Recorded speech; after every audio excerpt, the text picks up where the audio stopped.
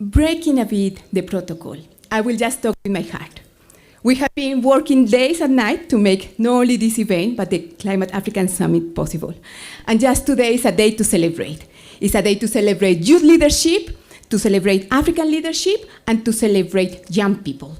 And we are going to have the presentation of the Youth for Adaptation Communiqué. And we want to start, because it is an important agenda, Vice Chancellor, Professor Stephen Kiama. We are delighted and thankful for hosting us. I would like to invite you to deliver welcoming remarks. A big applause, please, for the Vice Chancellor.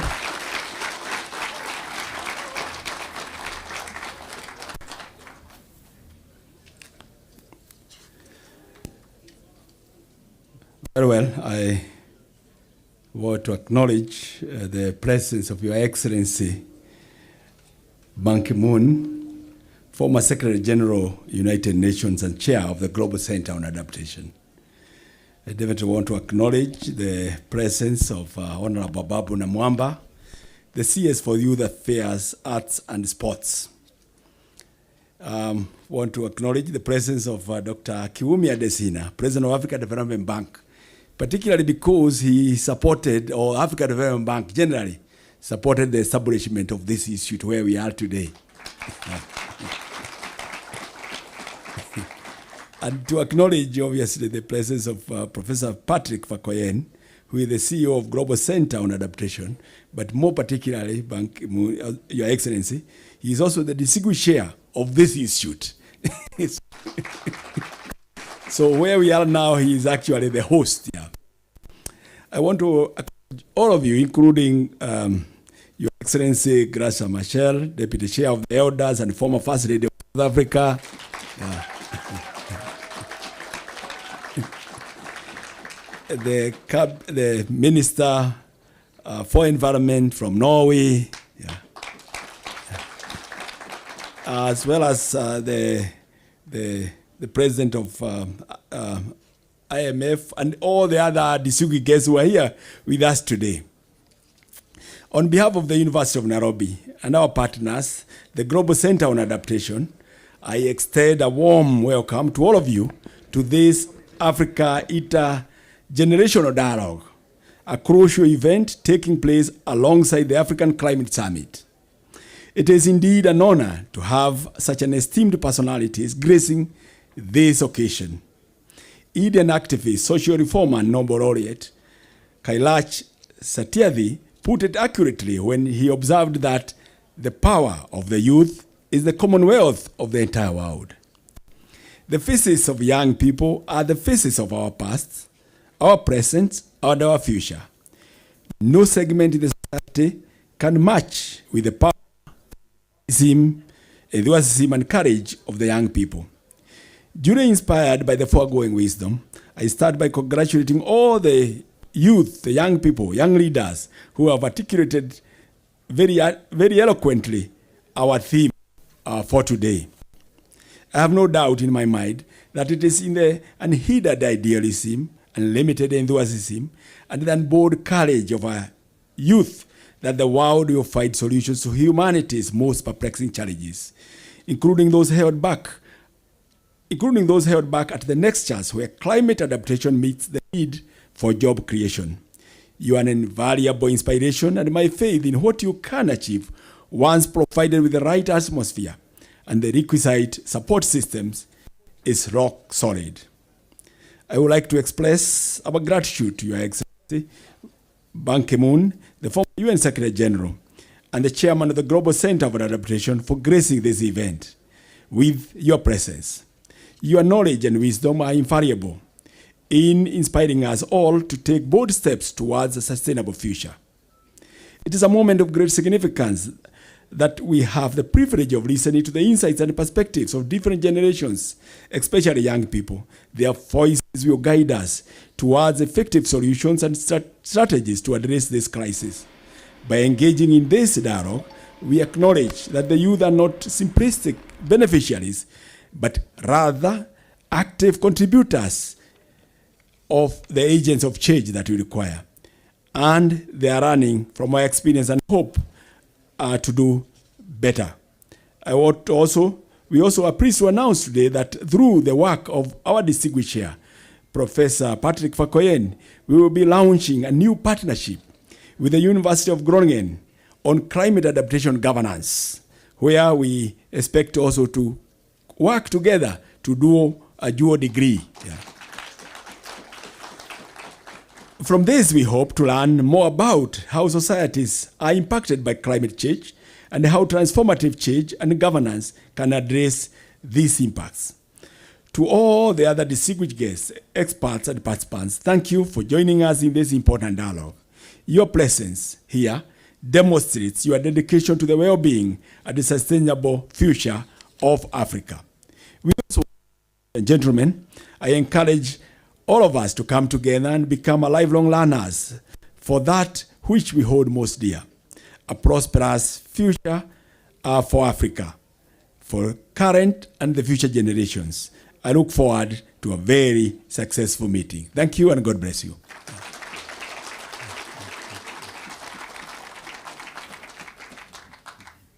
Yes, it's my responsibility now to invite the distinguished chair of Wangari Maathai Institute, Professor Patrick Fakoyen, please.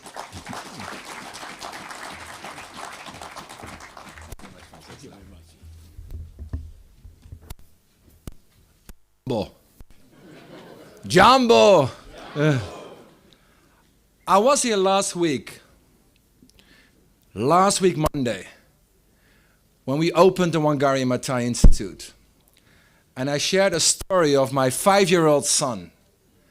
And I shared it also with President Adesina. I said, over the summer, I got a phone call from his teacher in Washington, D.C. And she said, your son has to be picked up from school. I said, why? It's still school hours. Why to be picked up? Well, there were forest fires in Canada. And the air was polluted in D.C., so he had to be pulled out. So preparing for today's event, this morning, this intergenerational event, I called my daughter, Romée, 15 years old. And I said, well, we have an intergenerational event and a dialogue. Any advice? She said, well, Dad, I know you're a professor. Do not lecture. But listen. So I had a prepared speech. But I hear you very well. This morning, Secretary General Ban Ki-moon and I were in Mukuru. And over the last 2 years, I've traveled a lot in Kenya, across Africa. The message which you convey to me is very clear. Adapt or die. And this sounds extreme, it sounds hyperbolic. But the reality is this, although we're all in the eye of the storm of the climate emergency, Africa is ground zero. And the sad truth is, climate adaptation is still the poor cousin in the climate debate. Even worse, there is this war in Ukraine and a food crisis and an inflation crisis and a cost of living crisis and an energy crisis. Now we've been told climate adaptation is not just the poor cousin, it's the crazy drunk uncle who we should forget. Well, Honorable Secretary General, tell that to a woman in Makueni with her 5 children who has to walk 4 hours per day to get water because the rains are not coming, and as a consequence, she's pulling her 3 young kids out of school. Tell that to a pregnant woman in Accra, Ghana, who can't reach the hospital to give birth because of the floods. Tell that to a tech entrepreneur in Senegal who has this bright idea of drip irrigation, AI driven, but simply he can't take a loan. Adapt or die. But there is good news too. I'm not sure whether Juvelin is here. Juvelin, are you here? Juvelin is a person President Adesina and I met 2 years ago. Juvelin in her 20s from Cameroon. And she said, my mother is a waste picker. My grandmother is a waste picker. I, Juvelin, I'm a waste picker. And most likely my young girl will be a waste picker. But I, Juvelin, I have a different thought for the future. So I said, and President Adesina said, what's your idea? Bring it on. She said, if I were to have a drone in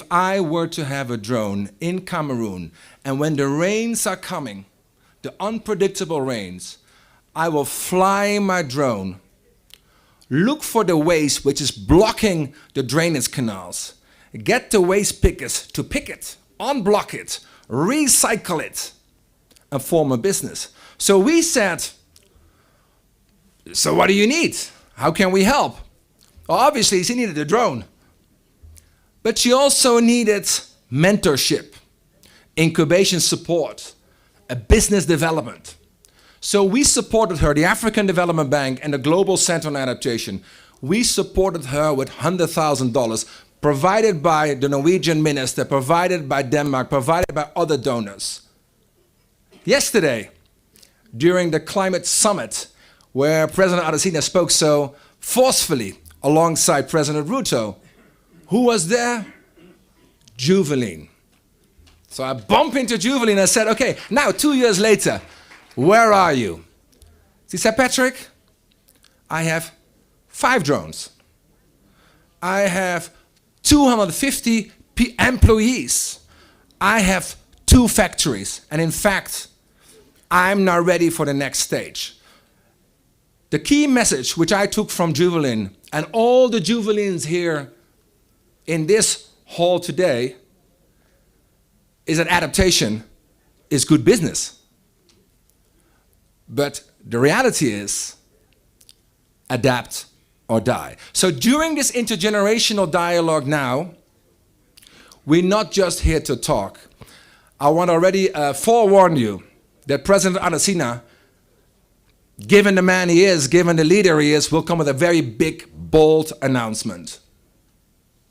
Secondly, with the permission of you, Secretary General Ban Ki-moon, I also would like to announce that the global board of the Global Center on Adaptation, which global leaders represented in it, we have here the Minister from Norway, President Adesina, obviously chaired by you, Secretary General Ban Ki-moon, heads of state, and more. It should have a permanent seat in the board of the Global Center on Adaptation, and why should that seat not given to the youth in Africa? Because in closing, from the Global Center on Adaptation, we know if we provide you with the right tools, with the right finance, but particularly to provide the voice of the voiceless, not only you will be unstoppable, not only the adaptation revolution will be unstoppable, but Africa itself will be unstoppable. Thank you very much indeed. Which gives me now the distinct honor to introduce a person which is of historic proportions. And this I mean. Think about it. From a humble background, working yourself up all the way to the top of the United Nations as Secretary General for 10 years. Quite frankly, you could prioritize all things in life, but he chose one topic: climate change. There is no Paris Agreement without Secretary General Ban Ki-moon. But also what you need to learn from Secretary General, it's an intergenerational dialogue, and you're still a very young man, sir. There is no retirement. There is no retirement age because we are in the climate emergency. So it's my distinct honor, Secretary General, to welcome you to the States. Secretary General Ban Ki-moon.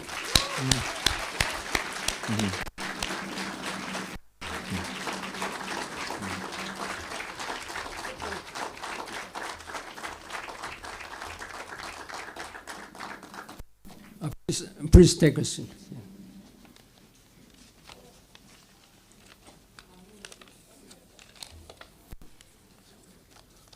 Thank you, Dr. Verkooyen, for your very passionate speech and introduction about me. But please don't trust all what he said about me. I'm just as humble as a person like all of you. And after, there is some disadvantage for me to say a few words after such an eloquent speech by Dr. Verkooyen and also Vice Chancellor of the University of Nairobi. Then my speech may sound very boring, but I'll try to make it a little bit, lively.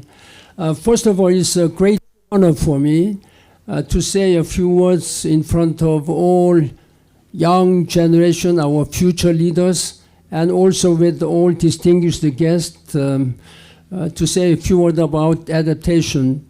Before this, with some humble mind, I planted a tree, just as Nobel laureate Wangari Maathai did.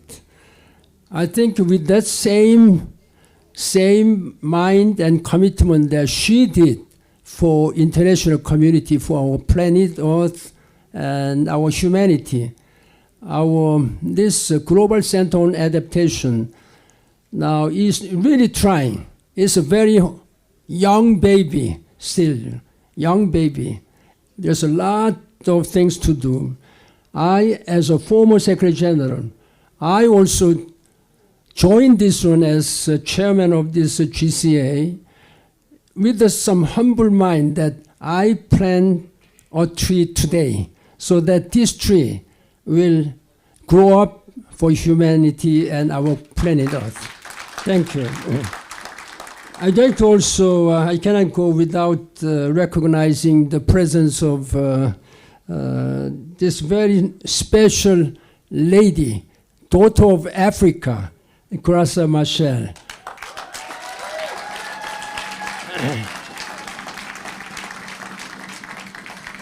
She and I are working together as, we are same rank, vice chair of the Elders.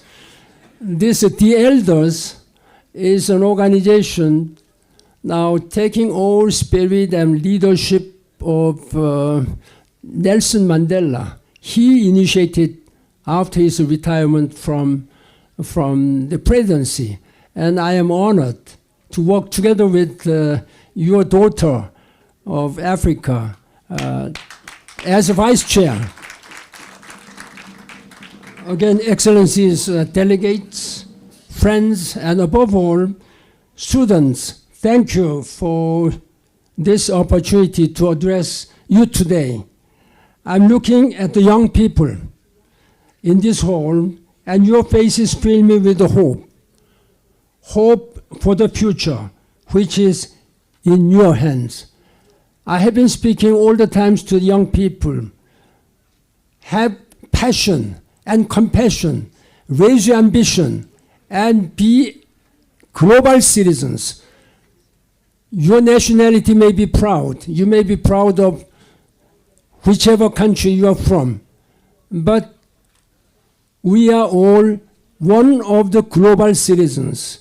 The national boundaries do not mean much. When I was a young boy like yourself, 18 years old, I was fortunate enough to meet the President John F. Kennedy at the White House. He told us, including me, that political leaders were not talking each other. of course at that time, strict the Cold War era. The national boundaries do not mean much. National boundaries meant a lot. The national boundaries were very high and strict. You could not travel from one to another. But he said he foresaw the world in the future. National boundaries do not mean much. The question is whether you are ready to extend your helping hand to other people. This is exactly why we are sitting here. We need to have compassion. There are many people who are passionate, too passionate, but they lack compassion for others. This Global Center on Adaptation is a small, but with dedicated persons and compassionate to save our humanity, to save our planet Earth. This is what I am going to say. Now, the best hope for our future, the planet's future, lies with the decisions we take now today. And you have a very big role to play, not just in taking those decisions, but in ensuring that we stick to them. Promises have been made to double adaptation finance as part of the wider climate financing that we urgently need to get to a destination of stability, security, and prosperity, and common prosperity. It is important that these pledges are honored. I am certain they will be, but we all need to keep this agenda front and center. And your voices are vital to do that. I'm again asking young generations, you are going to be soon the leaders of this society, but you have the right to challenge your leaders of today. I've been speaking out, that challenge your leaders. Tell them that this world is the place where we are going to live. My children are going to live. Make sure that this world remains sustainable, climate friendly. You have the right to do so. If not, use your voting power. Voting power. That's what I have been speaking to many young people. The world today is home to the largest population of young people in history.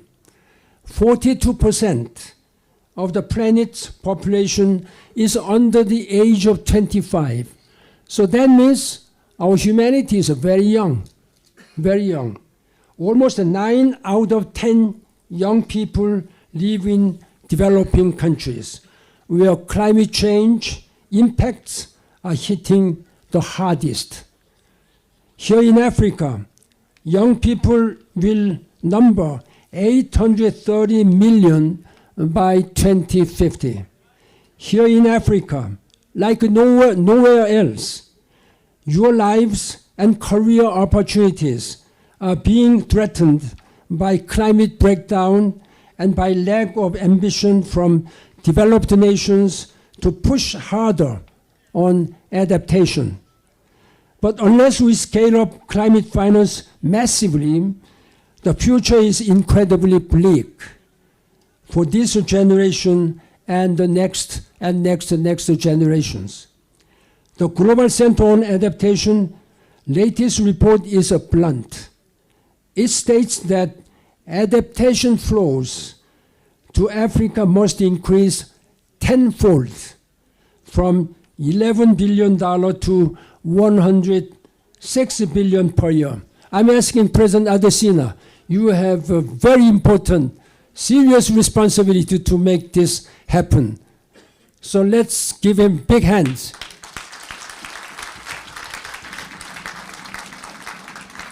We are making some progresses, but we are far from where we need to be. Accelerating Africa's climate adaptation is a common global agenda. It benefits everyone, everywhere.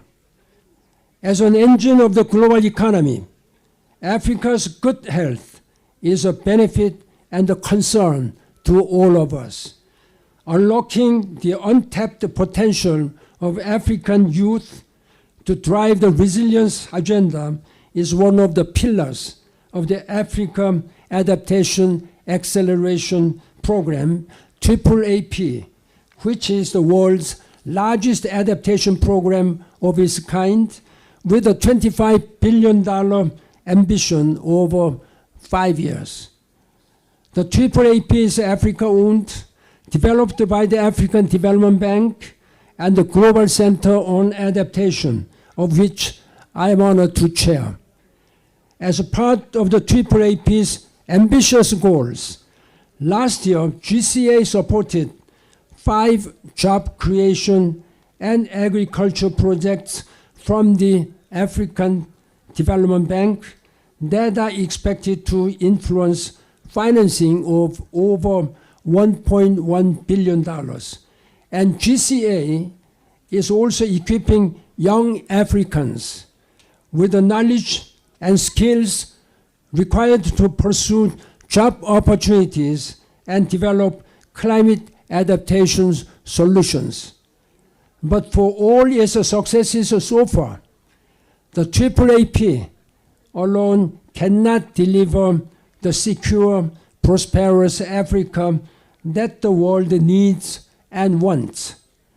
Beyond committing itself to turbocharge the AAAP, this summit has to pledge itself to unlocking private sector finance and boosting grant-based funding for adaptation. Young people have a critical role in the journey towards a more prosperous and resilient world. The Africa Climate Summit is bringing energy and resolve on the road to COP28. We know that the solutions to climate change exist, and I know that many are being developed by young people, but we must scale up. It is Africa's #1 priority for climate action. There is no time to waste. Too much has already been wasted, and too much has been talked about.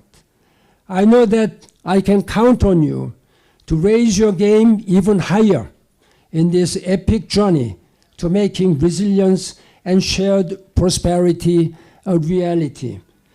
Just as I hope you know that you can rely on me and the Global Center on Adaptation to make your voices heard.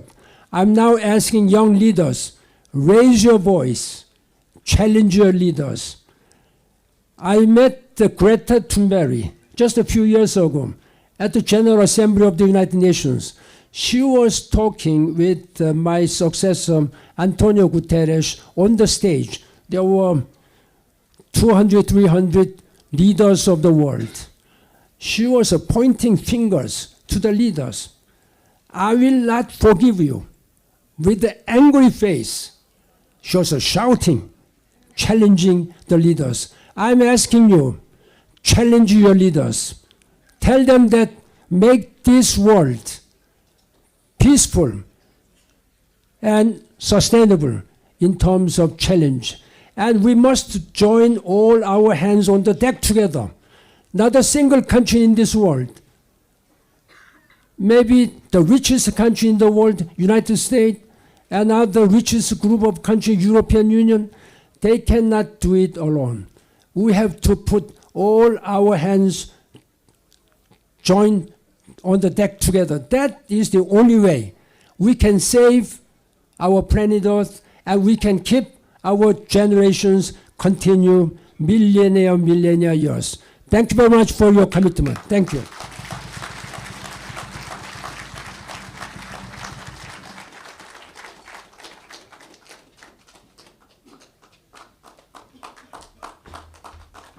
Thank you again, Secretary General Ban Ki-moon. Give it again. Thank you for being such a source of inspiration, not just for the global community, but also for me personally. Whether it's morning, Thursday 4 a.m., whether it's Monday morning, you will receive a phone call of Secretary General Ban Ki-moon because more needs to be done. It also tells me that leadership matters, personality matters, and that's why I'm so honored to introduce the next, not just African leader, but global leader.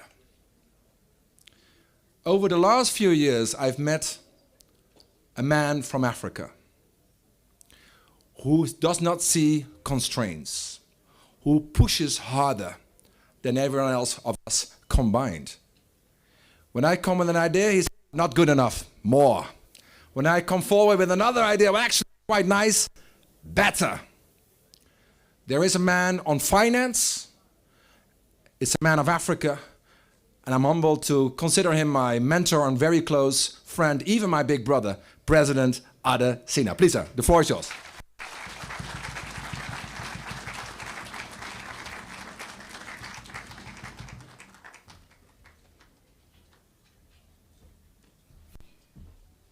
Thank you very much, my dear brother Patrick Bakweji. Please give it up to him. I've only found very few people that have his level of energy, dynamism, passion, commitment, and just do it, stickability kind of a thing. And he and I talk all the time, and thank you for all of what you do at the Global Center for Adaptation. Your Excellency Ban Ki-moon, the former United Nations Secretary General. Your dear wife is here with you. Your Excellency, it's good to see you. My dear big sister, Graça Michel, it's so good to see you. Thank you for your leadership. Let's give it up to her. She's our hero in Africa. Cabinet Secretary, it's good to see you. Thank you. Back to you. You're in your house. And Beth, the minister from Norway, from Barbados, the Deputy Vice Chancellor from IMF, and all the folks that are here. And of course, Professor, thank you very much of Nairobi University, and thank you for all that you do. And the young people, are you here? Can you hear me from here? I can hear. Say aye. That's good. First and foremost, I was thinking about what you were saying here, intergenerational. And when Secretary General Ban Ki-moon was talking, and he talked about him talking to you, the young people, I want to say to Secretary General Ban Ki-moon and to Graça Michel that they are young people.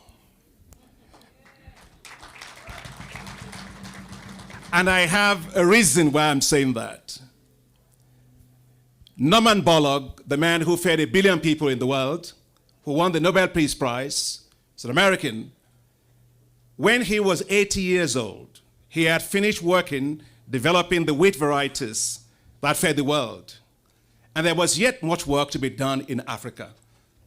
And there was a man from Japan whose name was Mr. Sasakawa. Mr. Sasakawa was 90 years old, but he had a heart for Africa. And he picked up his phone and he called Norman Borlaug, Dr. Norman Borlaug. He said, I want you to be on your way to help me to feed Africa. Dr. Borlaug responded, I'm old now. I'm 80 years old and I'm done. And Mr. Sasakawa said, well, young man, he said, actually it was 94. He said, young man, this is a 94-year-old man talking to you. I want you in Africa. That's how Norman Borlaug did the work that you saw with Sasakawa Global 2000. So with that, that's to give you a point to say the intergenerational discussion isn't just about the young people. We need your wisdom. We need your leadership. We need your support. And so that intergenerational thing continues. Let me say that for the African Development Bank, we're delighted to be here. This place, the bank, helped to finance the construction of this institute. And this institute is named after Wangari Maathai. The Green Belt movement, they were planting millions and millions of trees. The only African woman to the first actually, to win the Nobel Peace Prize because of our work on the environment. And I'm delighted that we can be here to talk about this issue of climate adaptation in the place where the greatest woman to ever fight for environment in Africa is named after. It's a great honor to be here. When we talk about the youth, they're not the future of Africa, no. The youth are the present of Africa. Your views, your ideas, your perspectives are the things that are going to change our continent. So I want to thank my dear brother, Patrick Bakwejian, for his leadership in creating this movement here for you at the Wangari Maathai Center. I want to say 5 things, and I know the time is limited, but I just want to say 5 things. First, failure is not an option when it comes to climate adaptation. Africa today loses $7 billion to $15 billion a year just to climate change. And we only contribute, what, 3% of all the emissions, but we suffer disproportionately from the negative consequences of it. And at the African Development Bank, we've committed ourselves to provide $25 billion towards addressing this issue. And we've launched the African Adaptation Acceleration Program together with the Global Center on Adaptation under the excellent leadership of Secretary General Ban Ki-moon. We said it's not just about asking others, we need to put money on the table. The African Development Bank has put on the $12.5 billion. Thank Minister Anne from Norway, she's put money there, and several other partners have put money there. So let's make the African Adaptation Acceleration Program a great success. One of the areas for the African Adaptation Acceleration Program is the Youth Adapt. The Youth Adapt basically is we have put together ourselves, and we were together with the young people here yesterday with President Ruto. We put together $4 million into it, the one that Professor Bakwejian talked about. We've supported 3 businesses like that. Their revenue expanded by 200%. 20% of them have moved their business into other countries all across this continent. That is what we are talking about. But I agree with Patrick and with the Secretary General that we must up the game. The youth of Africa don't need little things being doled out to them. As I said yesterday, the greatest risk for Africa is not investing in its youth. We have no choice. We have to invest in the youth. And so I'm delighted today, as I said yesterday, to announce here that the African Development Bank, together with the Global Center on Adaptation, are launching right here and now a $1 billion facility Youth Adapt for Africa's youth. That's it. And I want to say that our dream, our hope, is to make sure that this continues to grow. So if you are here and you want to be part of this movement to create solutions for Africa, whether it's in agriculture, whether it's in renewable energy, whether it is in water and sanitation, whether it's like the guy with drones and so on, can I see your hands up? Wonderful. Now we're going to do something then. Can you please just rise? Just be away for 1 minute. I'm not going to take long. In Africa, we have a tree that's called the baobab tree. It's the biggest tree you can find. When we want to solve problems, our elders go around the baobab tree. You try and put your hand around the baobab tree, it can't. Right? So please, I would like your excellencies to join me. Just rise. Just hold hand of the person next to you, because Secretary General Ban Ki-moon said we got to take action with compassion. All right? Are we ready? Thank you very much.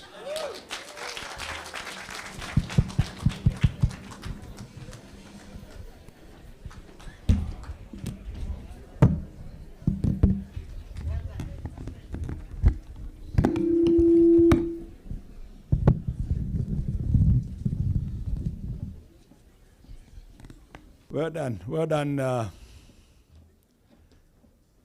President Adesina. Failure is not an option. Failure is not an option.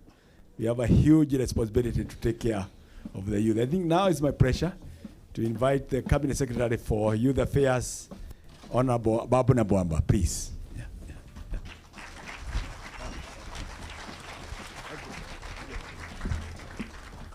Let's do it. Can we repeat that? Let's do it. Let's do it. Excellent. Your Excellency, Secretary General Ban Ki-moon, and your spouse, let me recognize your spouse, your Suntek, Professor Patrick Vaikinen, Director, Global Center on Adaptation, and also the chair of this incredible Wangari Maathai Institute. My brother, the ADB President, Dr. Adesina, and I must really applaud the $1 billion fund that is really, absolutely, without a doubt, a game changer. Let me also acknowledge Your Excellency, Mama Africa, Mama Graça Michel, and honorable colleague ministers who have joined us here this afternoon. Honorable Carrie Simons, Minister for Foreign Affairs of Barbados, and Honorable Anne Reinum, Minister for International Development of Norway. Excellencies, ambassadors, and high commissioners who are here this afternoon, and most importantly, the youth of Kenya, the youth of Africa, the youth of the world. You really are the anchor of this conversation. And to us all, I say, Jambo, a good afternoon. To all of us who are our visitors, I say, Karibuni Kenya. This is the land of Hakuna Matata.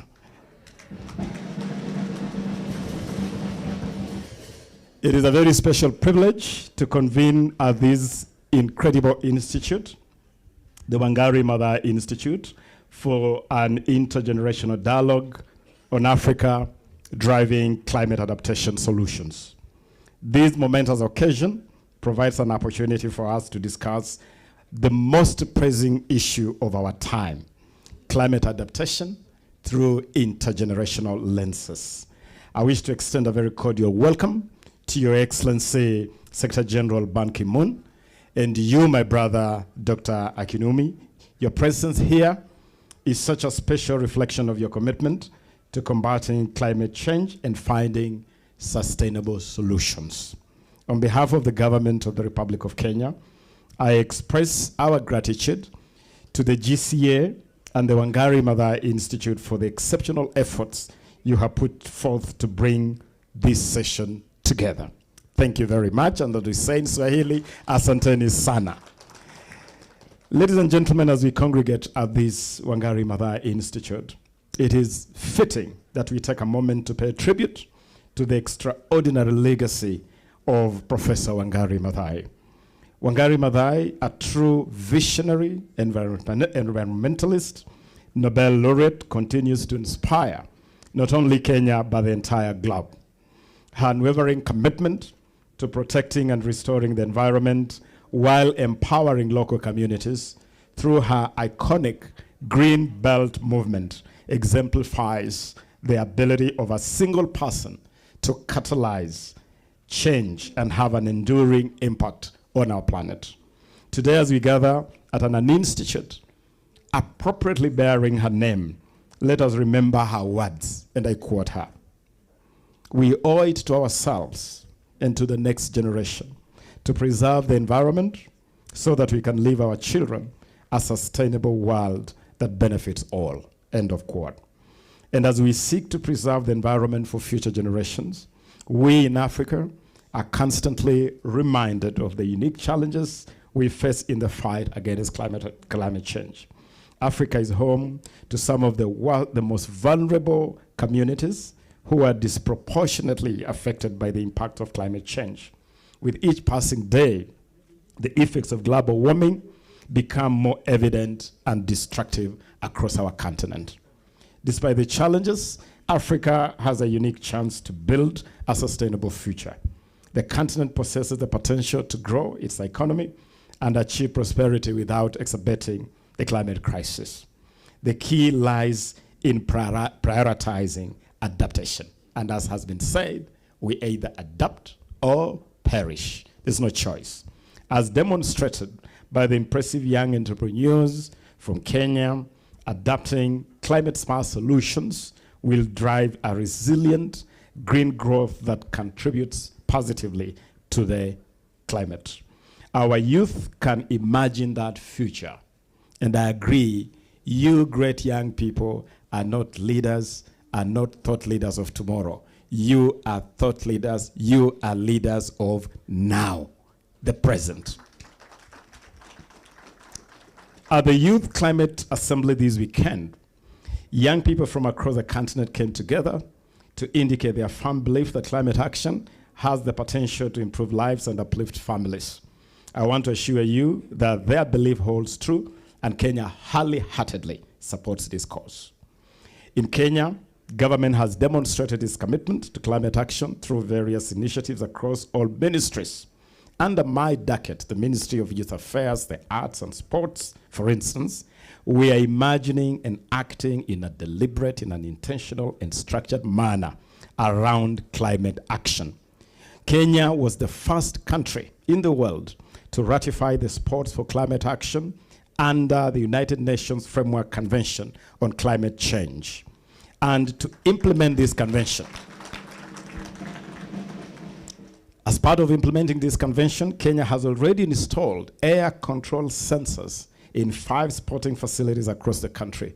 The data from these sensors is already enabling us to put in place measures to control air pollution around sporting venues, thus ensuring our athletes train and compete in a clean environment.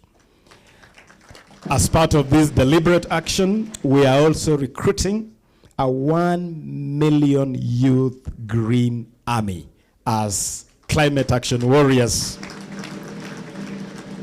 And this is a warrior movement to support His Excellency President William Ruto's ambitious plan to plant 15 billion trees in 10 years by the year 2032.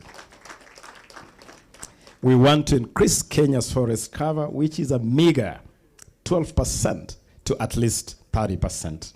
This initiative is not just about planting trees, it's about protecting, nurturing the environment, ecosystems, mitigating the impacts of climate change, creating botanical gardens across all our counties, and safeguarding our future.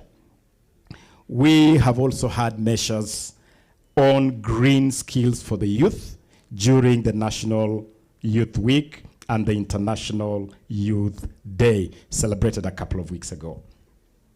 In about a month or so, we will be hosting the Youth Connect Africa Summit that will bring 20,000 African youth to Nairobi. And this will also be an occasion to mobilize the youth of Africa around climate action. I'm aware that we have to release you, Your Excellency, to go for your next assignment. And let me therefore conclude my remarks by borrowing your words. And I want to borrow your words, Your Excellency, when you say, we are the first generation to be able to end poverty and the last generation that can take steps to avoid the worst impacts of climate change. Future generations will judge us harshly if we fail to uphold our moral and historical responsibilities. Those are your words, Your Excellency. And with those words, I want to give the assurance that the government of Kenya will be available and ready to mobilize resources, to mobilize our young people in Kenya and across the African continent to be warriors for climate adaptation. Thank you very much.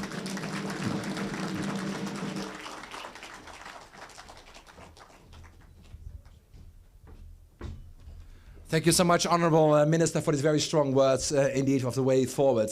Secretary General Ban Ki-moon, there is something, when you start moving in a chair, I know something is happening. And that's true, because you're going to see President Ruto, indeed, in 14 minutes, and the clock is ticking. But Before we leave, Zat, I think it's good that you could come to the stage now briefly, because it would be good if you could just give the Secretary General a message to take with him to meet with President Ruto in 13 minutes. Definitely, thank you, Your Excellency. And for the past months, we had 5 consultations thanks to our young leaders standing there in 51 African countries. We were able to gather the voices and the recommendations of African youth on adaptation. And you will find our youth communique under your seats, Your Excellencies, which you can check right now and take with you as a message from us as African youth on our demands. And because we believe it's time for you to join our hands, because together we can go far. Thank you so much, and now I would like to have you all on stage to take a picture with us. Thank you. We will thank you very much. A big applause for them. They have put together the Youth for Adaptation Communiqué. And then we would like to invite all our distinguished speakers to stand up. And then, please. And then the young people that have worked together, please, just go on stage. We are now going to please come, and we will have a family photo. What we are going to do is now we are going to take a family photo between youth, young people, and leaders.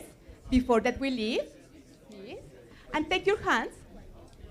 Secretary General, thank you very much. You?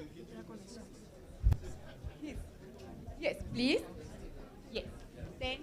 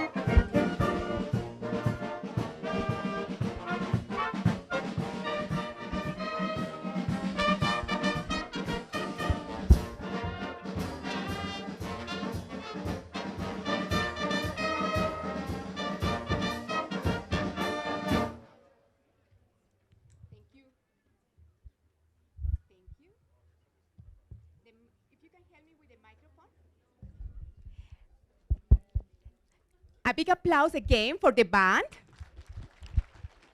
Thank you very much. And we will continue with the agenda. Now I will invite all the young speakers to please take the first row, because now we are going to also hear what young leaders from all over the world have done to prepare and to stay here in Nairobi at the Africa Climate Summit, and especially during this event that is the Intergenerational Dialogue. The young people organize several consultations, forums, and they put together a Youth for Adaptation Communiqué. I would like that the technical team help me. We are going to watch a video. Please, let's check what young people from all over the world have done to bring together the Youth for Adaptation Communiqué. Please.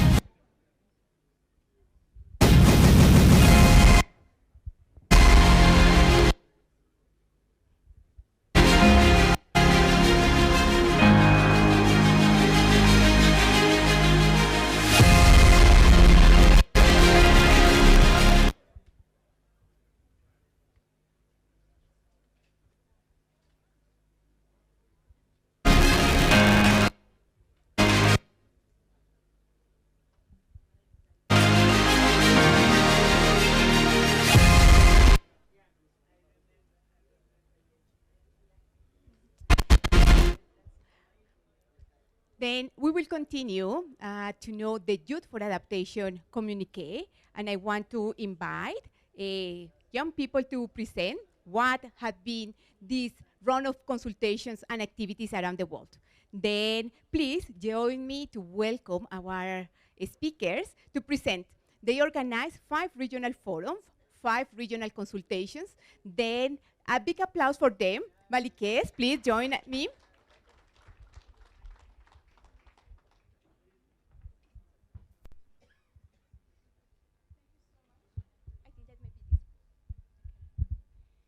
Thank you so much. Good afternoon, everyone. It is my pleasure to stand here today in the midst of all of you for People, for Planet, and for Youth Leadership in the light of the 2023 African Climate Week. My name is Balki Salaudin Ibrahim, and I'm from Nigeria. I currently sit on the GCA Youth Advisory Panel 2023, and it's my honor to present to you the Youth for Adaptation Communiqué, the key adaptation input to the Nairobi Youth Declaration. Young people from around the world, including myself, are calling on countries to urgently step up to deliver on doubling adaptation finance, as agreed upon at COP26. While at least 84% of countries have established adaptation finance as agreed, we're still falling short of finance. Adaptation's needs are projected to rise to 160 to 340 billion US dollars by 2030. We young people from over 130 countries across the world are calling on leaders to urgently scale up on adaptation finance and include young people in adaptation process, decision, and action. Thank you so much. I would like to invite on stage my brother from Ghana, Desmond.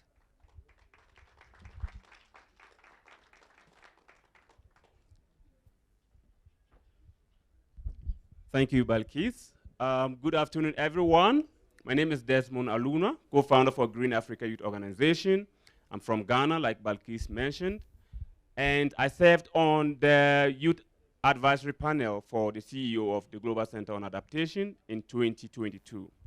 In 2022, we organized 7 regional youth adaptation forums across the globe. And during these forums, we were able to build up to 11,000 in the Youth Adaptation Network, young people who are acting on climate change adaptation across the globe. We were able to present our report during the COP27 in Egypt through the report that we have, Youth Engagement on the Global Goal on Adaptation. We were also able to present our report to African leaders at the GCA convened Africa Adaptation Forum that happened in September last year. Now, building on that for this year, in 2023, we have organized 5 regional youth adaptation forums across the globe. And for Africa particularly, building towards ICA. ICA is the Africa Youth Climate Assembly that had just happened before the Climate Week. We were able to organize sub-regional consultations, 5 sub-regional consultations across all sub-regions in Africa. Now we are here with our colleagues who have led through this process from West Africa, South Africa, East Africa, Central, North Africa, and all the regions. We are happy to present to you some of the main outcomes that had come out through those consultations. I'll call on my brother Dion to start with those results. Thank you so much. Thank you, bro. Greetings, everyone. My name is Dion Shikuza, and I come from Namibia, otherwise known as the land of the brave. Today here, I represent the Southern African consultation, which we did with over a period of at least 4 weeks within a month. And we consulted over 50 plus young people, over 10 to 20 organizations within the Southern African region. Ideally, to build upon the points that my brother Desmond raised in terms of the Communiqué, there's some specific key messages that came out of that, and I'm supposed to tackle one. And this one that I'm tackling on has to do with the yeah, sorry, I found it. So it has to do with calling for adaptation jobs for young people. And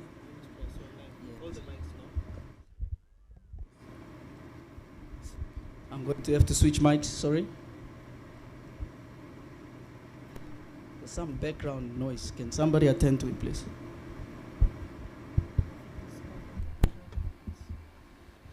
Okay, thank you very much, and apologies for this quick little mishap.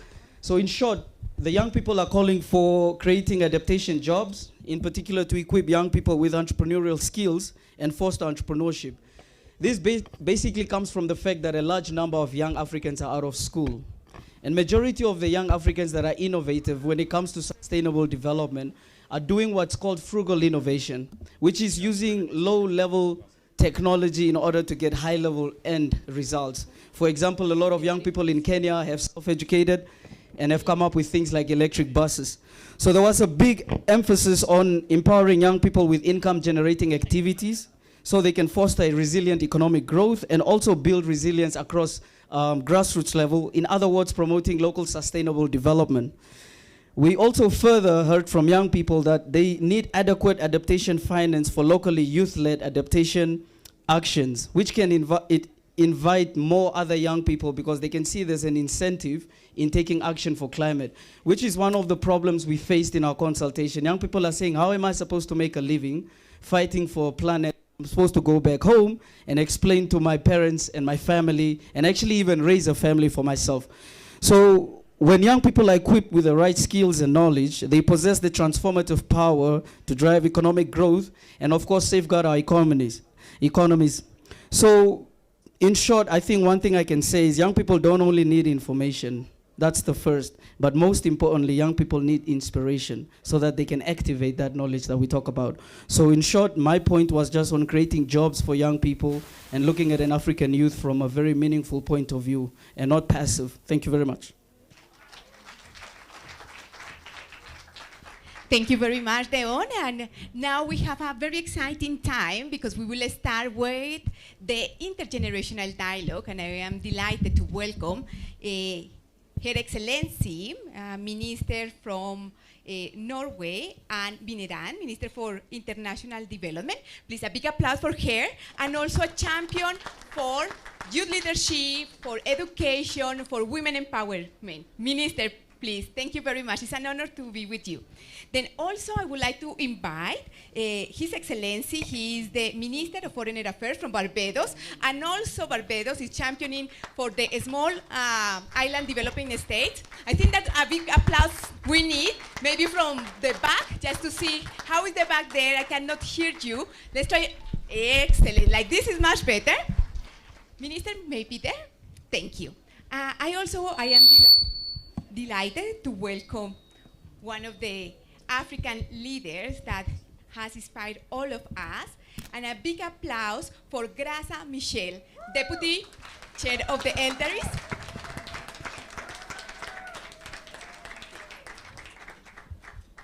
We have here as well,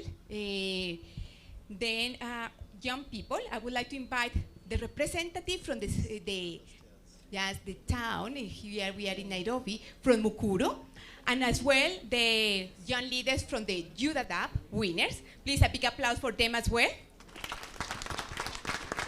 Join me here on the stage.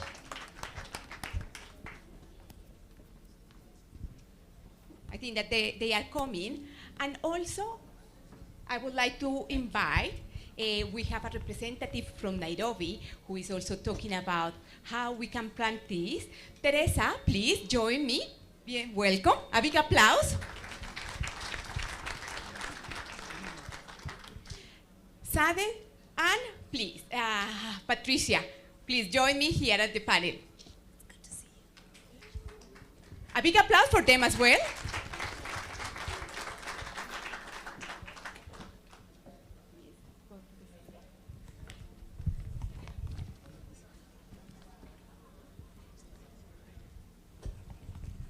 Then we have two guests more. Then we have His Excellency, the Ambassador of the Netherlands. Please, a big applause, Excellency. Then, welcome everyone. We are here in Nairobi, we are in Africa, And I dressed today green because today the conversation is about a green development, but also a climate resilient development. And we have here young people and also the decision makers. And what we want to start, I would like to start with you, Minister, the Minister from Norway, and she is a champion for youth leadership. Minister, your country is one of the countries that is driving this agenda and empowering and giving a chair to young people. Please share with us what actions are you taking the lead in your country, but also supporting other nations for this transformational change. Minister. Thank you so much. And it's such an inspiration to be here. You know, sometimes facing climate change, the existential threat facing all of us, sometimes you can be really filled with despair. But today I'm really filled because we know there are so many things that we can do. There are so many tools available. We just need to scale them up, and that's where politics and people like us come into action. You know, and the technologies and tools that we do not have yet, I know that you guys will invent them. And I was really lucky to be at COP27 last year, and the coolest event at COP last year was the Youth Adapt event, where we saw these amazing innovations from young people across Africa to, for example, put climate adaptive food production into place. And food production or climate smart agriculture is a topic very close to my heart. I want to mention that because that is one thing that I really want to see more investments on. This morning, His Excellency President Ruto opened the climate summit downtown, and he spoke of opportunities. And I really want to see sort of a shift of mindset. Yes, we are facing an existential threat, but there are tools, technologies, and opportunities, especially in climate adaptive, food production and other technologies that we need to put in place.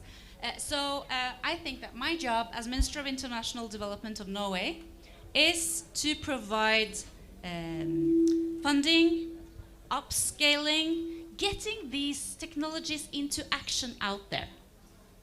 Thank you very much, Minister. And especially, Norway is one of the funding countries to support the Youth Leadership and Education Program and the Jobs and Entrepreneurship Program. Then a big applause for the Minister of Norway. And now then also we have another champion, Minister from Barbados. You know, according to the IPCC report, everyone will be affected. However, a small island developing state are really affected. But also, Minister, you are championing the small island developing states. What is your view about the role of young people in helping to drive this transformation? Thank you for having me, first of all. It is a pleasure to be here. And let me come straight to the point. I think that the young people of the world are an indispensable part of the discussion that we have to have. The truth is that our generation has pretty much failed this generation that is seated right here before us, and we are now forced to play catch-up. I think that they must be invited to be part of all of the policy discussions, and frankly, that they must have the wool pulled from over their eyes so that they can see up close and personal how things are being transformed, how their lives and their livelihoods are in fact being compromised on a day-by-day basis. I give you just one example. As I'm sitting here, as we are sitting here, there are approximately 200 ships backed up in the Panama Canal. For my part of the world, 67 to 70% of the goods and the products that we consume in Latin America and the Caribbean are sourced via that route called the Panama Canal. And the simple reason why those ships can't come through the canal is because of drought. And lack of rainfall in Panama has caused the level of water to go so low that the locks that would ordinarily cause the canal to function cannot properly work. And therefore, that backup is taking place and is expected to remain that way for a year, because there's just not enough rain in Panama, and the government must conserve water. So it means then that there is a fundamental change in terms of all of the basic expectations that young people, families, communities in Barbados, in Trinidad, in Jamaica, across Latin America have as a result of this matter about which we have no control. It is a serious thing, but we have to talk to our young people. I say one more thing to you quickly. We also have to be very candid in the conversation about financing. We have to be able to get our young people to understand that advocacy and more advocacy is exceptionally important. We are at a stage where, as we heard all today in the opening of the summit, the money that was pledged has still not been received. We know that there's a disparity in treatment. In Africa, there is a crisis. In the Caribbean, there's a crisis. To solve the crisis, we must have low-cost capital in order to do project financing. Low-cost capital is available for those in the developed north at interest rates which are 4 times less than the cost of capital for us in the global south. They say to us that our debt to GDP ratio is the reason why there is such a tremendous risk attached to our economies. But as I sit here, right through Europe, I'm sure I could find 6 or 7 easily who have a debt to GDP ratio well in excess of 90%, as opposed to the 60% recommended by the Maastricht Treaty. And in Africa, I would find a Chad and a Malawi and a Ghana and a Kenya who are all below 60%, but the interest rates here, if Kenya was to do a major project today and needed to access funding, would be at 16% on that debt. So the reality is that there is an inexplicable disparity in treatment, and we must continue to advocate to have it corrected. Thank you very much, Minister. A big applause. And it is a perfect transition, because we are talking about funding. And I would like then to ask the director of the International Monetary Fund. Young people have said that one of the challenges is accessing funding. And also, as we can see here, there is a campaign that is about Teresa, if you can stand. I can see it's a campaign that says double adaptation finance. From your perspective, what can we do to mobilize adaptation finance, and especially to mobilize finance for young people, please? Yes, thank you very much. Very pleased to be here with this intergenerational dialogue. International Monetary Fund is an institution that was tasked to support the global economic and financial stability. And increasingly we realize that climate change has become a major threat to economic and financial stability. And that is why in the last several years we have been integrating climate into every aspect of our work, including our annual surveillance, including our capacity building, and also including our funding, our lending. So when we talk about how to create more opportunity in terms of financing for climate and also for young people, we think several things are very important. First of all, we need to help African countries, vulnerable countries, to build policy reforms to support climate adaptation and mitigation. And that is what we try to do. We work with our partners to support countries in Africa, in Asia, in Latin America, to incorporate climate into their macroeconomic policies. The second thing that we think important is in terms of capacity building. We need to build capacity. We need to help African countries and other developing countries to increase their ability to deal with climate shocks, to deal with fragility. What we found is that many countries in Africa, many countries in the developing world are becoming more and more fragile due to climate change. And we need to help them to build capacity to deal with that fragility.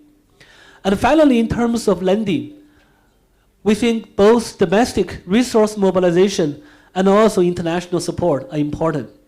From IMF, we have also started a new lending instrument called Resilience and Sustainability Facility. And we have raised $40 billion so far. And so far, our board has approved 10 countries to receive support from that facility, including 5 from Africa. And we hope this lending facility, this long-term financing that we can provide to Africa, to other developing countries, can support their climate adaptation and mitigation. And for young people, we think it's also very important that we engage with them. We provide with financing opportunities to remove the financing obstacles for young people. And for young generation, I think we should feel both responsible but also optimistic. We feel responsible because we don't want to leave an inhabitable planet to next generation. We feel optimistic because we realize and we find that young people of this generation, they are much more climate conscious. They are much more focused on climate, on a more inclusive, more sustainable growth. And because of that, we should support them, both in terms of financing and job opportunities. I stop here. Thank you. Thank you very, very much. And you said something very interesting. We need to create capacities and to empower the most vulnerable. And it's a good transition, and I need you, Sad, because we are talking about diversity. We have young people from different countries with different realities. And Patricia, you are from a very vulnerable country, and she speaks French because in Africa there are different languages. What are the challenges that you face, but also what is the role of young women in driving the adaptation agenda? And Sad will make kindly the translation. Patricia, please. Give me a big applause for Patricia.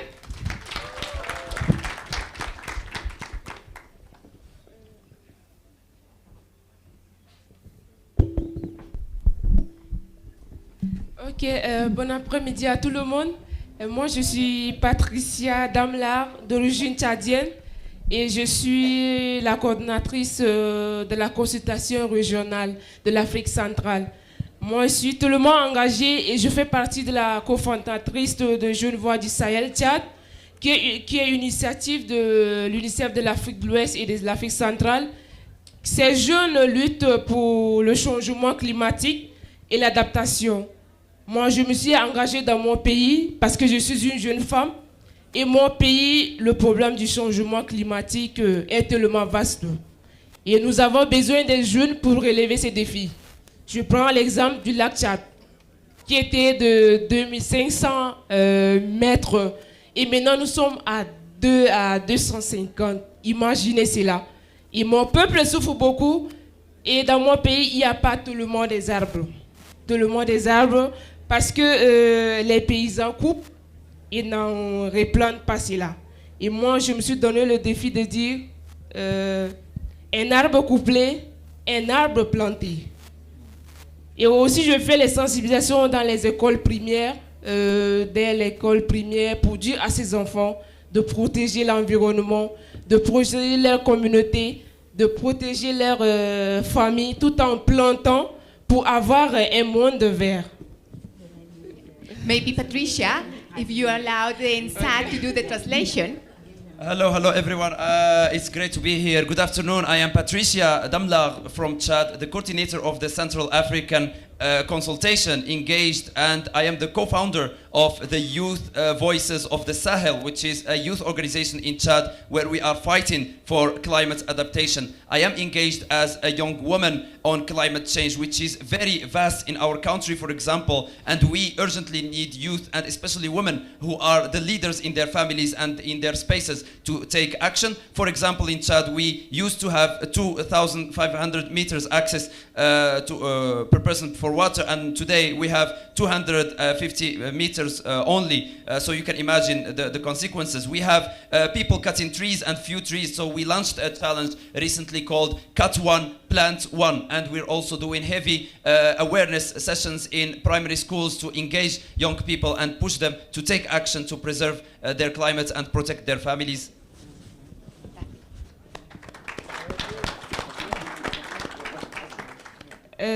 Aussi, le problème de leadership des jeunes femmes pour l'adaptation du développement des compétences. Nombreux sont des jeunes femmes qui s'engagent dans la politique du leadership et de l'adaptation, mais n'ont pas l'accès à des finances et des moyens nécessaires. Compte tenu de non-accès à ces ressources, cela limite la créativité du développement des compétences de jeunes filles. Les jeunes filles ont le manque d'autonomisation et cela impacte sérieusement la vie familiale et communautaire en général. L'inégalité de sexe est le fait que traditionnellement, la femme est considérée comme un être inférieur et par conséquent réduite par des tâches ménagères et sans la possibilité de l'autonomisation et de la création. Moi, je viens du pays le Tchad et dans mon village, les filles n'ont pas droit à venir à l'école. On dit la femme, sa place c'est rester à la maison, préparer et prendre soin des hommes. Et je me suis dit pourquoi, et pour relever ces défis, il nous faut une éducation de base fondée sur l'égalité de genre, permettant à la jeune fille d'apprendre et d'accéder au secteur d'activité, et aussi l'inclusion des jeunes femmes dans les prises de décision pour la politique de leadership des jeunes femmes pour être un modèle dans le monde. You have a Yeah, that's very powerful. difficult That's task. very powerful. We do have a big problem of leadership for women on climate adaptation. They engage and they are motivated, but we lack finances, we lack capacity building, we lack access and also autonomization, not only in social and community life, but in daily life. For example, in my village where I come from in Chad, we do not have the rights as girls to go to school. We are obliged to stay in our home and serve the guys. We need to beat climate change together, and for that, women need to be there, needs to be educated, to be offered a space in the job space and in the decision-making space, and men need also to be educated, so let us advocate for that. Thank you. A big applause. Yes, and we need young women leading and also learning from leaders like both of you, Minister and Ms. Graça. Then what we will continue in transition. The Netherlands has been one of the countries championing adaptation solutions. It's one of the countries that, for instance, is hosting the floating office ambassador. Then from the Netherlands, also you have been supporting the youth agenda. What is your perspective about the connection between adaptation and youth empowerment? Excellency, please. Well, thank you so much, and thank you so much for allowing me to be here. That connection, you know, we've been talking over the last months and weeks about the role of the youth in the climate debate. And we had a lot of meetings about that. And we know that on the African continent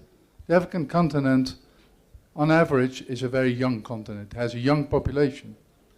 But also in many of those societies, the youth do not really have an access to decision making.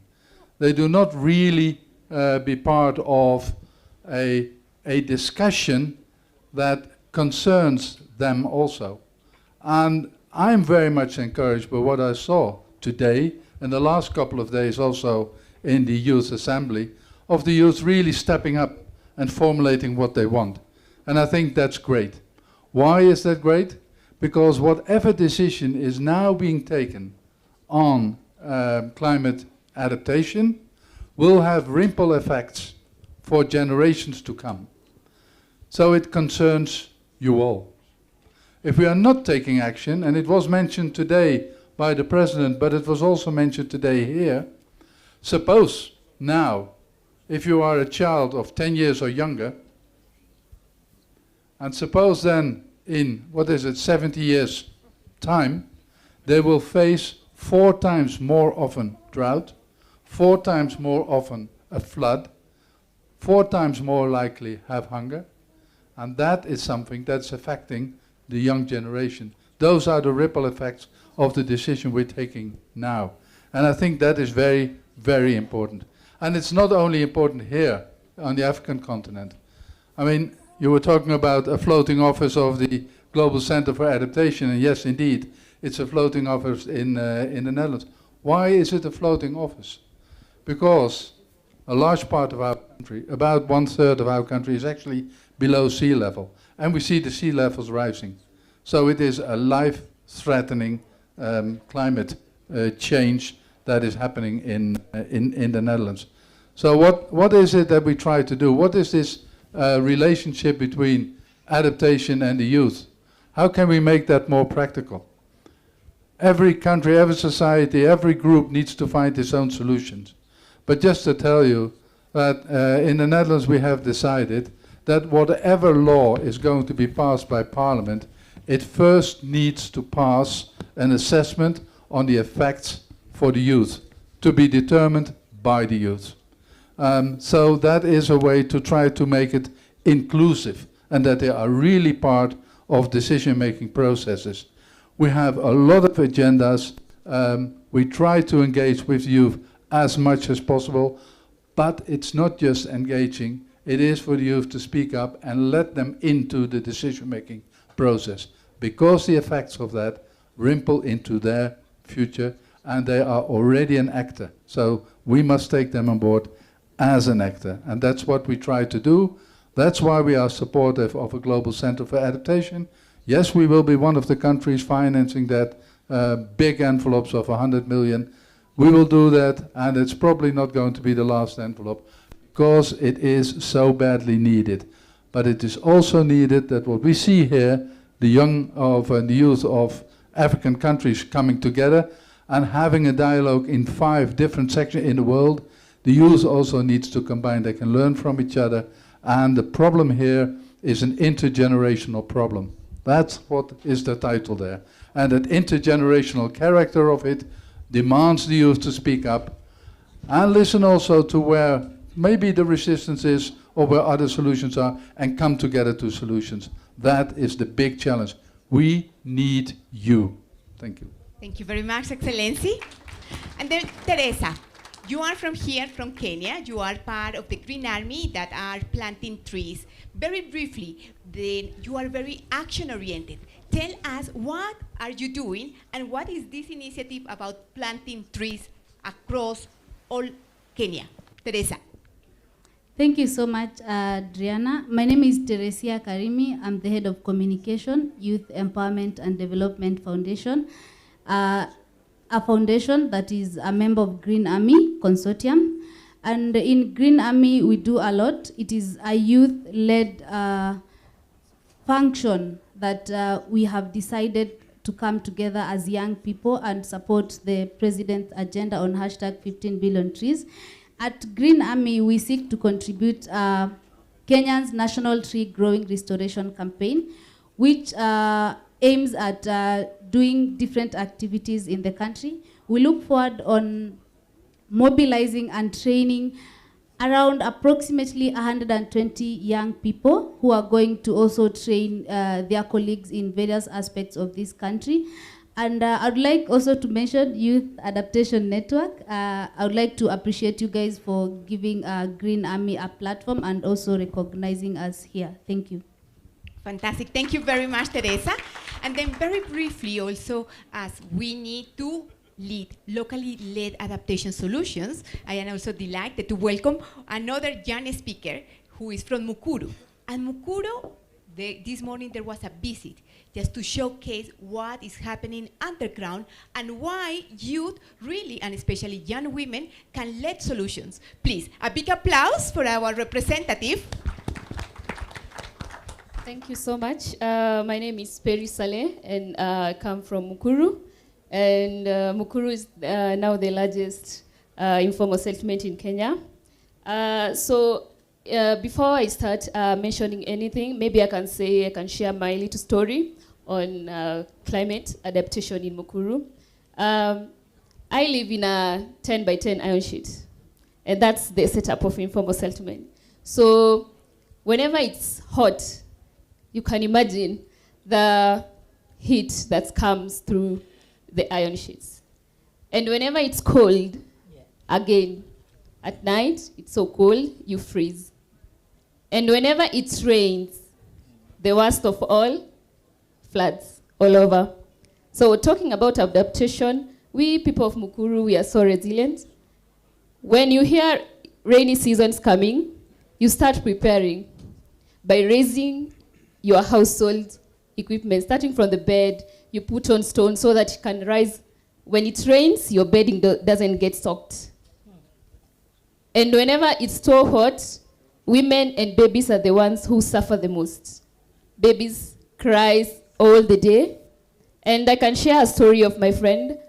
She had 2 daughters, 1.5 years. The baby kept on crying, the body swelling. She opted to go to the hospital. But they check up, everything, nothing is wrong with the babies. Only to realize is there too much heat in the house. So, issue of climate change also in informal settlement, we suffer a lot. And the best thing about now in Mukuru, we have a plan of how we can come up or how we can mitigate the issues of floods and too much heat. I'm here to represent my community of about 400,000 residents living there. And what I'm talking is what we've experienced. I'm 28 years old, so I've lived all my life up to now in that settlement. And community-led adaptation is so key. The community to be involved because we know our problem and we have the solution.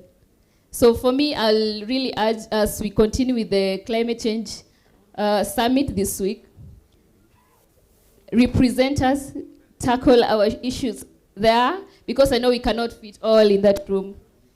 Represent us, and we know you can feel our needs are smaller, but they're very urgent. And we will really, really appreciate if our plan could be helped and dealt with. And I know we can better ourselves from the heat and floods. Thank you. A big applause, because these are the realities, and it is why we are working together to transform these realities. Thank you very much. And Sad, you have been not only organizing with youth from all the countries in Africa, the regional consultations, you are also the organizer of the Youth Pavilion at COP. And the idea of this communique is also to be, don't finish here at the Africa Climate Summit, but as well at COP28. Sad, what are the challenges that young people are facing to really engage, to participate, to make a difference? Sad. Thank you, Adriana, and it's really a pleasure to have a space where we can address and reflect about our issues here as young people, especially when it comes to adaptation in this intergenerational dialogue. What's really important to note, and we've been learning this from the consultations we had with our African colleagues, is that we have struggles or issues with accessing platforms. So young people, as my colleague said earlier, they are doing action in the ground. So one of the challenges is taking those actions, amplifying them, and sharing them on those spaces, and also giving the space to those young actors to translate their actions into policies by being there in the policy making table or discussion. So young people, they have the wisdom more or less from the local experience, but now being there in the decision-making room is one of the challenges, and that was one of the issues that was raised. Another issue is the issue of capacity, and that was an urgent one where young people were concerned about lack of data when it comes to local challenges, local best practices, and how can we orient whatever is going there and all the recommendations to the local circumstances. So relevant data in local languages is urgently needed, and so that means that investments by policymakers in research, innovation, which can be led by young people in the local level, is also something very crucial to engage those young people to find local solutions. Another issue that was also identified is the urge for also linking young people with each other, because as you know, all climate adaptation cannot be done from only one side. So we need people who are experts in IT, of STEM, or finance, on sociology. So young people being linked together and also being linked with stakeholders from different levels, both nationally and globally. CEO GCA spoke earlier, the director, about having a mentor, what the lady expert expressed. So having mentors, having spaces for internships, for exchange, going out there and seeing what's there in the world, is also something very crucial, which can allow us to learn from each other, to exchange with the leaders, with people who have the wisdom, and to apply that wisdom on the local level. So that was also the intergenerational exchange and networking was also an issue that was raised. And yeah, many challenges around building the capacity, access to finances, and also making those finances relatable and accessible, and coupling those finances with the skills. Many young people have the capacity, have the technical capacity to innovate, to go there and to create the solution, but then the legal capacity, the business management capacity sometimes is not there. So you should couple the finance with that technical support and capacity, so that young people can grow and they can really implement and scale whatever impact they are doing on the local level. So maybe I'll pause it here, and of course the challenges and the solutions are endless, and you can all see them in the communique that we made. Thank you very much, and then it's an invitation to all of you to read the Youth for Adaptation communique. And it had been a very interesting panel with different points about capacity building, about the need also to work together and to give at the table to young people, about finance, about different elements. But I think that how we can close this panel, we will close with one of the global leaders that have inspired all of us, and it is an honor for me to invite Graça Michel, and I would like that you join me with a big applause. Even stronger, a bit stronger and stronger. She is the Deputy Chair of the Elders, and it's an honor, Madam, to have you here. Thank you for your hard work. Also, thank you to be here, the first day of the African Climate Summit, and to spend this afternoon with young people. Thank you very much. A big applause. Hello. Hi, young people. Well, it is really a privilege for me to have spent this afternoon learning. I have listened very, very carefully to all the discussions which took place from the first leaders who spoke, and now particularly with this panel. I represent an organization which was established by Nelson Mandela, and this organization is called the Elders. And I'll be speaking on behalf of the Elders. But I will also mention a few things which are related to institutions I personally established with women, and some of them are represented here. Let me begin by the following. We really salute the government of Kenya for having taken the initiative of organizing this summit. We all know, or if you don't know, I'll tell you, this is the first time an African country took the initiative to call all leaders, to call all stakeholders, to develop a position which is expected to be Africa's position on climate. And we have to recognize it takes vision, it takes courage, and it takes action. So the government of Kenya is to be saluted for this. This is first. The second, the organization of this summit took into account different stakeholders, and I'm going to be focusing on youth and women, although this is a youth issue, but I will explain myself why. It is extremely important that we have this space during days which you have the assembly, and now we are having this intergenerational dialogue. Women also did the same. But I think because Kenya has taken the initiative to mark a first approach to this issue of climate, but it has implications to all other aspects of development. I think we need to move further. Young people don't need to be shouting from the window and to say the leaders are going to listen. And then young people will make recommendations and then to deliver for this, in this case, to President Ruto. There's much more and better we can do. And I think you, young people, should demand this. Next time, it has to be made clear. You sit inside the plenary where the heads of states and the ministers are deliberating. Because there's a huge difference on this. A difference is that you have all these discussions on your own at a side. And of course you are given then like 10 minutes to present your considerations. The wealth of the discussions which took place, they will not be taken into account because you have written in 6 pages. It's not going to continue like this. If we say young people are the majority of our population and women are 50% of our population, you have to demand.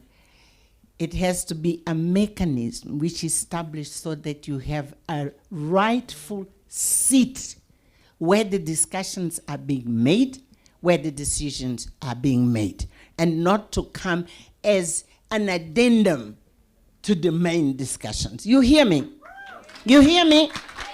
And that is a major, major, major, major difference. I'll tell you what, even more.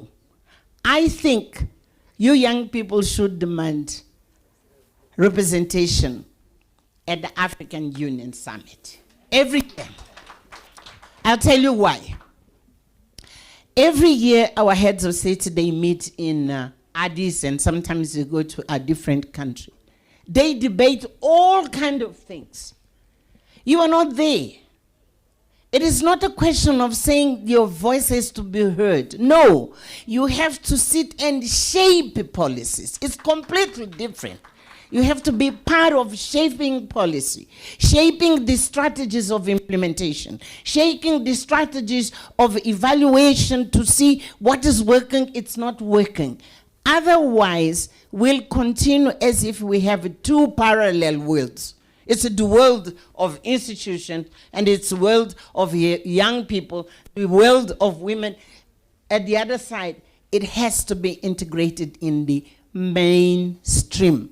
And in the language of women I work with, women and youth have to take the driving seat. When I say driving seat, then I'll explain myself.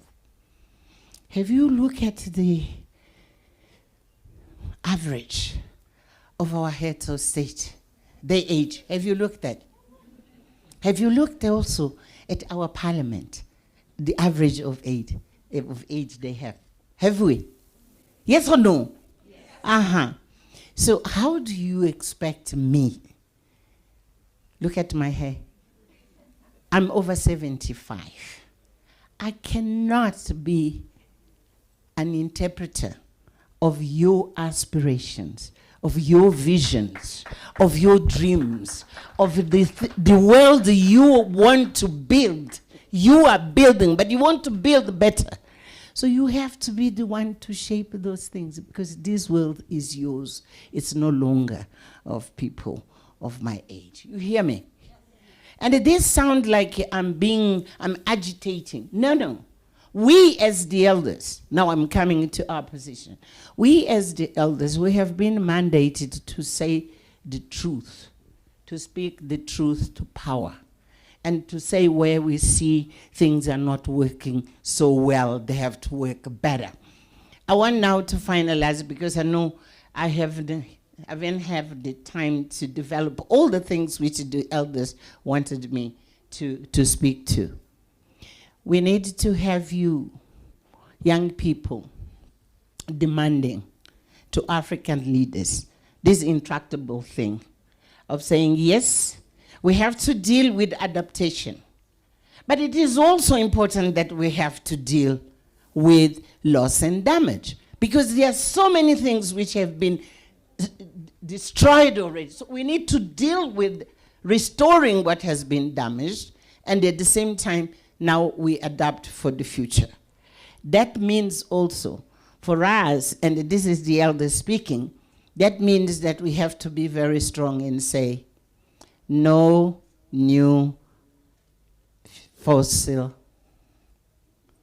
contracts, no new ones. They are those who have been taken, yes, but the new ones, and I know it's tough.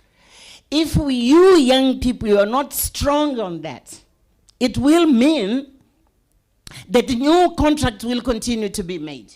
And if they are made 20, 30, 15 years from now, you will be dealing with the same problem as today. One thing is to draw the line and say, yes, there are things which have happened. But from now on, it has to be young people to educate our governments, not only governments, business people, to tell them this fossil fuel stuff have to stop. I'm trying to give you a vision of demands you do now to be able to get jobs, to have the institutions you need, etc. But you need to think for the future. What are the things which cannot continue to happen so that we will have a future you deserve? And this is my appeal to you. It's not a very nice message to get across, but it's an important message. Because otherwise, as I'm saying, come 50 years from now, you'll be dealing with the same problem. And we will not be there. It is you to continue to deal with it. And finally, I want you to take into account one issue which is extremely important. When we say young people, you know you are very diverse. There are young people who are in urban areas and those who are in rural. You have young people who are coming from well-to-do families and those who are facing different challenges. Of course, you have girls and boys, but you have different, so take into account the diversity of youth you are talking about. And make sure that you cannot demand others to be inclusive while you yourself are not being inclusive. So it's extremely important, in your case, you don't leave anyone behind of those young people in their diversity, so that you will have the legitimacy. When you say we young people, you mean all young people included, and there are no young people who are outside. Thank you so much for having us. Thank you very much, and a big applause. And I would like then to finalize, if maybe the music can help me, we will take also, we are all today celebrating. We have a toolkit, please, Ifa, Nicolo, if you can help me to bring. This toolkit is a toolkit that is available for all of you. It's available in English, French, and Arabic, has 8 modules, and it has been developed with the support of the governments of Norway, with NORA, and developed in partnership with CARE. This toolkit aims to provide just skills and knowledge for young people to become also trainers and train their communities about adaptation and climate resilience. I would like to invite you, please, if you can stand, and we will take a family photo just together with the toolkit. And thank you, Minister. Thank you, Minister, because this toolkit today is available for the world, and it has been also through your support. Thank you. Then,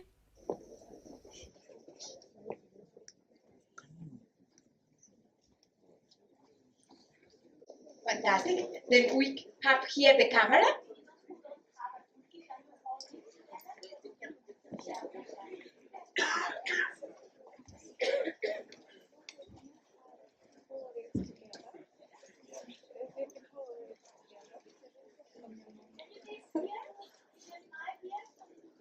The blue t-shirt?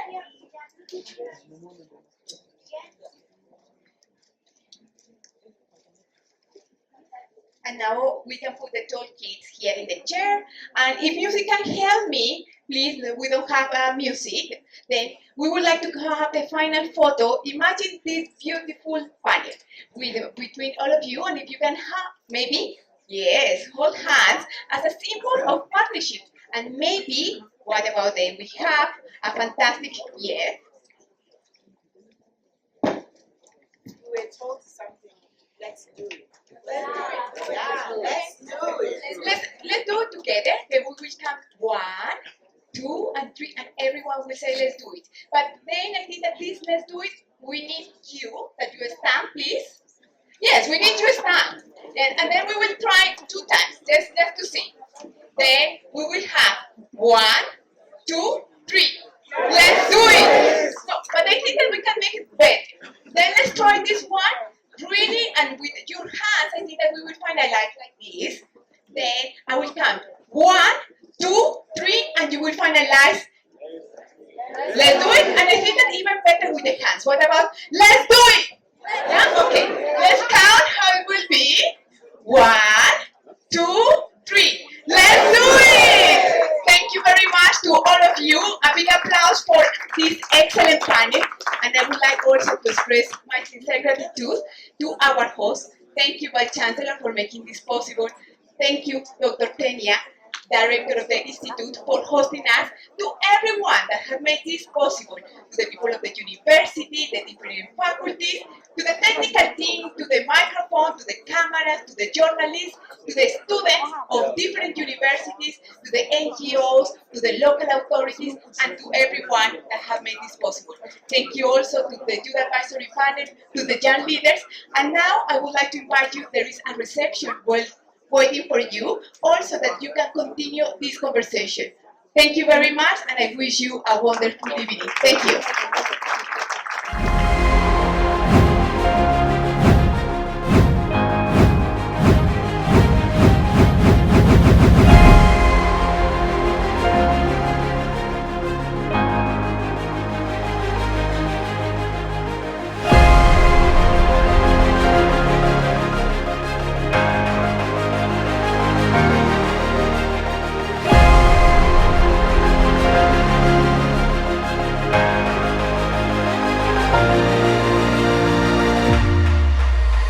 We need to double up on adaptation finance. Promote youth entrepreneurship and create adaptation jobs. Include the youth in the global goal on adaptation and in national adaptation plans. More capacity building and education. Foster youth participation in adaptation policies at the international, regional and national level.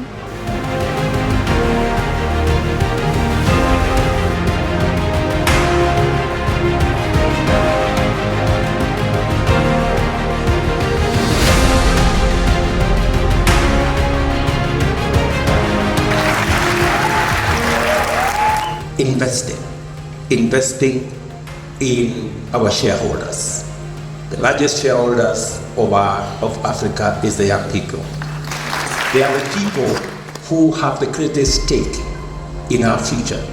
And if we do not manage climate change, it will destroy the future of our countries and put at risk the future of our young people.